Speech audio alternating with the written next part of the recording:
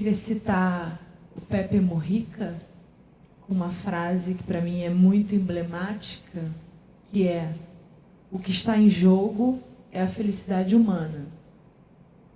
E tudo que estamos falando hoje, na minha concepção, tem a ver com modos de existir para além do patriarcado. Então, quando a gente sai dessa rota do patriarcado, né, a gente entra nesse lugar do monstruoso e, enfim, estamos vivendo essa barbárie sobre a qual não sabemos o que vai acontecer no final do ano, o que vai acontecer no final do mês. E talvez no fim do ano a gente sente para conversar e fale: meu Deus, eu nem imaginava que tudo isso que aconteceu seria possível de acontecer. Seguindo as citações dos mestres, o Zé Celso Martinez Correia fala uma coisa que para mim é muito importante, que é: a arma que existe para combater a violência, a pobreza, a desigualdade é a cultura. A cultura aliada à educação, porque a educação só não basta. Você pode educar um rebanho, mas a cultura é crítica, é inovadora, é insolente, é libertadora, é polêmica. E nisso faz-se necessário insistir na utopia da criação cênica, para nós aqui, né? Nesse lado queer. E a minha fala, ela é uma fala costurada com um processo de criação que eu tenho desenvolvido, que é o Bonecas Quebradas, mas é uma fala sobre o feminicídio e sobre a violência contra a mulher. E não só contra a mulher, né? Porque se a gente for olhar a circunstância do Brasil nesse momento, né, a cada 1h30, uma mulher morre no Brasil vítima de violência de gênero. São 13 mulheres por dia. São 8 homossexuais por dia assassinados vítimas de violência de gênero. São 80 jovens negros assassinados por dia nesse país. Então, estamos diante de uma barbárie muito profunda. E por que isso chegou a esse lugar, para mim, que é um lugar que traça o espaço do artivismo, né? Do artista ativista? Muito por acaso. Mas tem uma ideia que eu acho que ancora tudo isso, que é uma ideia do Argan e de alguns outros pensadores, que é a de que o artista é uma testemunha do seu tempo, que não é culpa dele que ele seja uma testemunha de acusação. De certa forma, é o que nos sobra no momento, né? O projeto Bonecas Quebradas, ele surgiu de um desejo de olhar para a imagem da boneca quebrada como um sintoma e de ver o que ela poderia trazer para a gente como ideia. E muito ancorada nessa ideia do Tadeusz Kantor, de que os processos de criação, eles têm uma vida própria para além do que a gente determina para eles, né? E de que os objetos encontrados ao longo do caminho, eles nos trazem uma força que é própria deles, e que esses encontros do acaso vão construindo essas inscritas, né? Cênicas do espaço. E quando a gente começou a pensar no projeto da Bonecas Quebradas, que foi um projeto idealizado por mim em parceria com a Luciana Mitikiewicz, que é atriz e é minha parceira de trabalho há muitos anos, da Bonecas Quebradas Teatro, e aí a gente foi juntando e costurando alguns artistas que estavam nesse percurso que a gente achou próximo, né, essa ideia do artivismo, que seriam a Eliana Diegues Cabaleiro, a Verônica Fabrini, João das Neves, e a outras pessoas que integram a equipe. E aí, a Eliana Diegues, ela é uma cubana que mora no México há muitos anos e que pesquisa a América Latina e que traz alguns conceitos, né?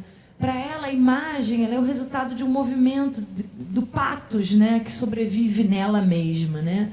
E ela traz a dimensão de um corpo roto, que é um corpo mutilado. E a ideia dos corpos dos desaparecidos. Então, ela tem uma pesquisa sobre Corpos em Luto, que, para ela, a América Latina, ela fala da violência, dos desaparecimentos, de uma poética sacrificial, de uma poética da destruição de povos, do sacrifício, da morte, do extermínio de povos, né? Então, quando a gente olha para a nossa história, nessa história misturada de várias influências e de várias culturas, né? Ela vem de uma ancoragem sacrificial, de uma ancoragem de violência, de uma ancoragem de corpos, né? Que exerceram o domínio sobre o outro e que foram dominados, e desses corpos, né, falados até agora também, esses corpos monstruosos que não são os corpos belos, né? E nesse sentido a gente começou a olhar uma imagem que a gente costurou essa ideia da boneca quebrada com a ideia de uma ilha que tem no México, costurando com a Eliana, que se chama Isla de las Muñecas, que é uma ilha que tem na cidade do México, numa região chamada Xochimilco, que é uma região bem de chácaras envolvida em voltas por canais, né? E lá tem uma ilha que é um cemitério de bonecas a céu aberto. Pode mostrar a primeira imagem.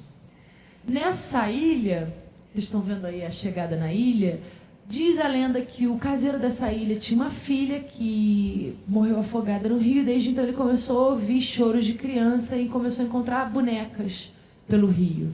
Foi pendurando, como numa instalação, essas bonecas já a céu aberto nessa chácara, e aí é como se fosse um cemitério de bonecas quebradas. E aí a gente quis juntar essas coisas para ver o que essa imagem da boneca e da boneca quebrada nos trazia como conceito. Ao entrar na ilha, vem a seguinte imagem. Os intrusos serão caçados, destripados, né, e destroçados.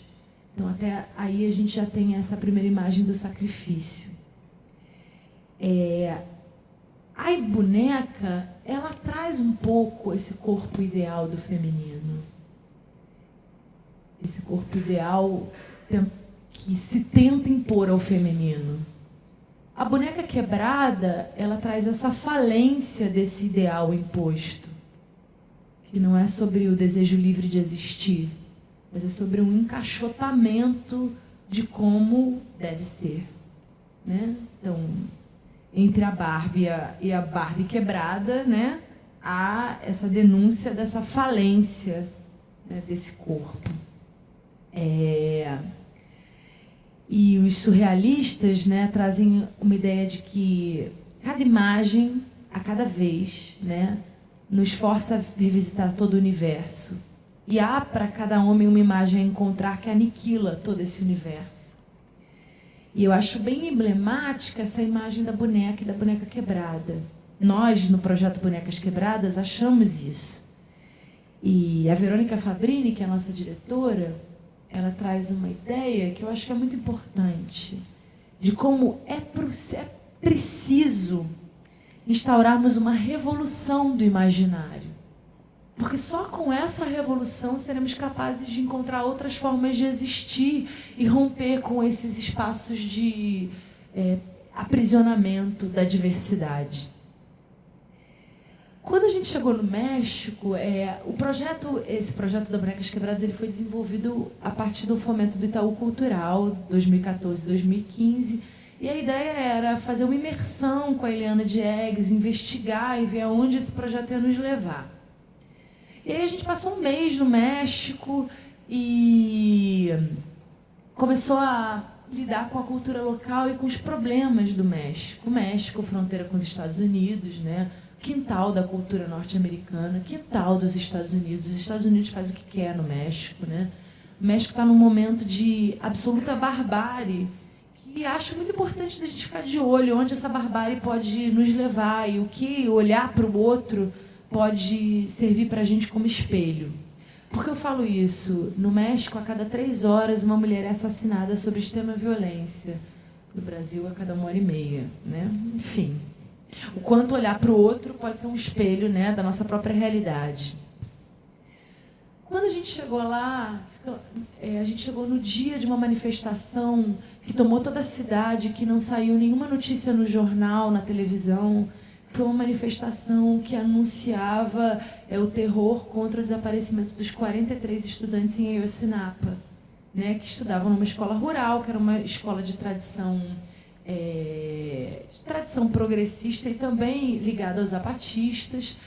E eles roubaram um ônibus para fazer uma manifestação, e aí o prefeito da cidade, junto com os narcotraficantes locais, sequestraram um ônibus, mataram, exterminaram esses 43 estudantes, mutilaram os corpos e desapareceram com os corpos. E os corpos não voltaram até agora. Imagino que todos se lembram dessa história, que faz mais ou menos um ano que os estudantes desapareceram. 43 estudantes. E nada aconteceu. Até hoje, isso está completamente impune, né? E aí, voltando para o Mujica, ele fala: arrasamos as selvas e implantamos as selvas de cimento. E aí, se a gente olhar para uma seguinte situação, por exemplo, ano passado, quando a gente chegou no México, uma história nos tomou, que foi a história dos feminicídios, dos desaparecimentos de mulheres. E a gente se deu conta de Juárez, que é uma cidade na fronteira com El Paso, no Texas, que é uma cidade de 1 milhão de habitantes, a cidade com o maior número de montadoras da América Latina. Um celular é produzido a cada 2 segundos, um computador a cada 3 segundos. O serviço da mão de obra dessas montadoras é executado, na maior parte, por mulheres de origem indígena, mulheres pobres. Uma cidade de 1 milhão de habitantes, em que, se a gente olhar de 91 para agora, há registros de 2.000 mulheres assassinadas brutalmente, estranguladas, mutiladas, estupradas, 4.000 mulheres desaparecidas. Esses são os números oficiais, mas os números reais, especulados pelos estudiosos, devem chegar em torno de 10.000 mulheres. Estamos falando de uma cidade de 1 milhão de habitantes, muito pequena. Essa cidade já foi uma das cidades mais violentas do mundo para a mulher. Hoje ela não está mais entre as 10 mais violentas para a mulher no México. E isso não acontece porque os números diminuíram. Isso acontece porque os números das outras cidades no México aumentaram loucamente. Então, Juárez continua com o mesmo espectro de barbárie e a situação da violência contra a mulher chegando num lugar extremo. Ano passado saiu um relatório da ONU, né, dos refugiados da ONU, chamado Women on the Run. Eu não sei se vocês tomaram ciência desse relatório. Esse relatório diz que, em 2014, os Estados Unidos registraram 60.000 mulheres desacompanhadas e separadas de suas famílias entrando nos Estados Unidos. O número de crianças que viajavam com suas mães é comparável a este. É uma crise tão terrível de refugiados nunca vista depois da Segunda Guerra Mundial. Há um engajamento que relaciona violência contra a mulher com a nossa estrutura sistêmica, econômica, governamental, mundial, e que está nitidamente engajada nessa engrenagem dessas 4 atividades ilícitas mais rentáveis do mundo, que é o tráfico de armas, tráfico de drogas, tráfico de órgãos, tráfico de pessoas. E é muito ingênuo nos dias de hoje a gente seguir dizendo que a violência contra a mulher se resume ao marido machista, né? As questões do patriarcado, elas estão extremamente enraizadas na nossa sociedade. E a única revolução possível e fundante seria essa revolução do imaginário. Porque o imaginário funda o nosso pensamento na principal instância. Isso já foi falado nas falas dos colegas antes, né? Precisamos mudar o imaginário. Precisamos parar de vestir as nossas meninas de princesa. Precisamos parar de dar soldadinhos para os nossos meninos. precisamos construir outras bonecas, outros corpos, outras maneiras de ser e de existir, romper com o patriarcado e permitir que essa força Gaia, mãe feminina, atravesse as nossas existências.